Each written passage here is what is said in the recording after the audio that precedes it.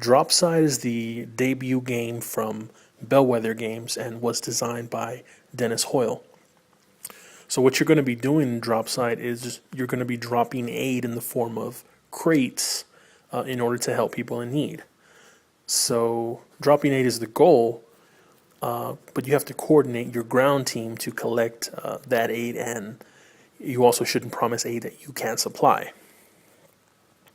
So in the box, you're going to get 52 pretty good quality cards and a foldable one-page construction booklet.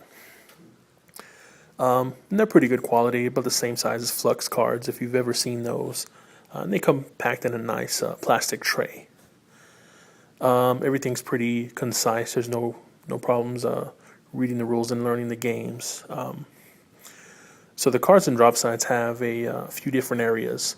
The first is the yellow numbered located on the left side of the card in a colored bar. Now this represents how many crates of aid are being dropped with that card, or the card's, I guess you can say, crate value. The cards also have blue numbers with a plus sign in front of them in the center of the card. And this number varies depending on the crate value of the card.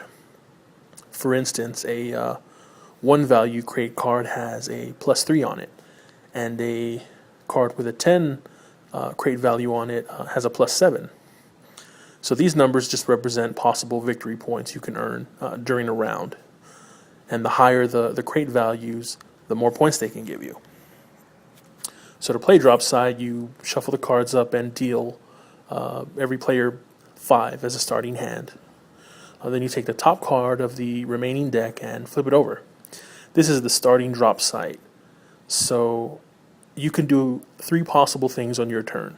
The first is to play a card on top of a drop site, an existing drop site. And to do this, the card's crate value, it must be lower than whatever the current top card is. And it could be any number lower than it. You can also play a new drop site. And this is by far the easiest because all you have to do is place any numbered card at all next to the current drop site. And that's just a new site. Or you can add a card to your debt, and that's just like your personal card collection, I guess. And you'll just take one card from your hand and place it face down in front of you. And so on your turn, you can only perform one of these actions. And after you take an action, you draw a card. So a game's going to end as soon as a set number of drop sites have been played. In a 2-player game, it's going to end as soon as the 5th side is played. And with 3, it's going to end after 6, and so on. So your goal is to have cards in your deck that match the top card of any of the drop sites. And if you do, you're going to get the victory points located on the cards on your debt. So if you have a card with a crate value of 3 in your debt, and there is a matching 3 on top of one of the drop sites, you're going to get the +4 that's listed on the card. So you get points for every card on top of a drop site that you match to each card in your debt. So let's say, for instance, you have a card with a crate value of 7, and 2 drop sites also have 7s on top. In that instance, you're going to get a 6 for one of the 7s and another 6 for the other, giving you a total of 12 points for that one card in your debt. So negative points are also dealt out if you have cards in your debt with no matches. You're going to get a -2 for every lonely card with no match in your debt. So it's kind of like you promised a certain amount of aid, but you failed to deliver, and now the people are sad. So being able to start a new drop site at any time means that a game can end in minutes if you want to play it like that. And all you do is tally up your points, and you can keep playing to any set number you want. The game kind of recommends 100, but you can play to whatever number you'd like, or even set a round limit where the winner will have the most points at the end, which is if you want a shorter game. I'll be honest, when Bellwether Games contacted me and I looked at this game and read the rules on their website. I thought, it sounds okay. But when it arrived and I actually laid out the cards and went through the rules and even played a few practice hands, it really started to pique my interest. So I went ahead and invited a friend who's not really a big board gamer at all. And it really started to click with us. So we started out kind of just, we'll just try it out to, all right, we're going to play to 50. And finally, we just decided to just go ahead and play it to the full 100. And we had a pretty good time. She really enjoyed it. So did I. And some of the, so you're going to score points, right, by matching drop side cards to cards in your deck. And how you accomplish this can really test your critical thinking ability.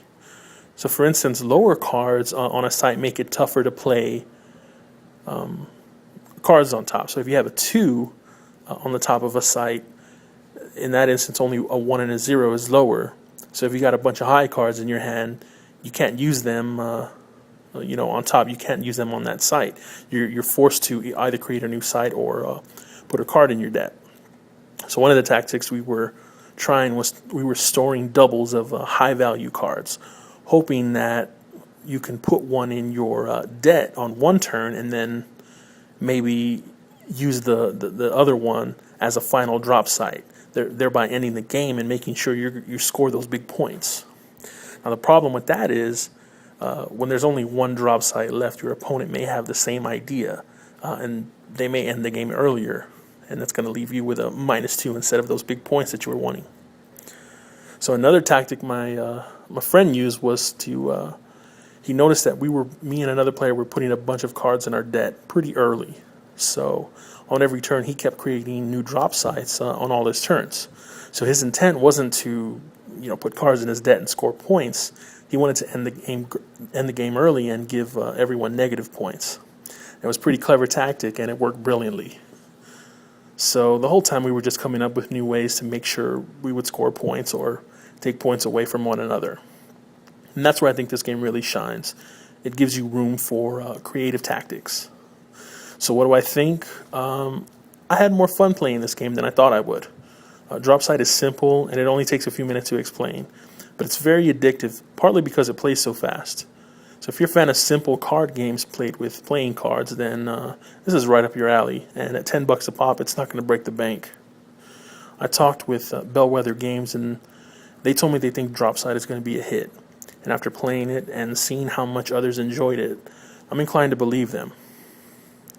So if you want to pick up a copy of Dropside, the only place you can get it is at bellwethergames.com. Make sure to visit the new and improved thecardgamer.com.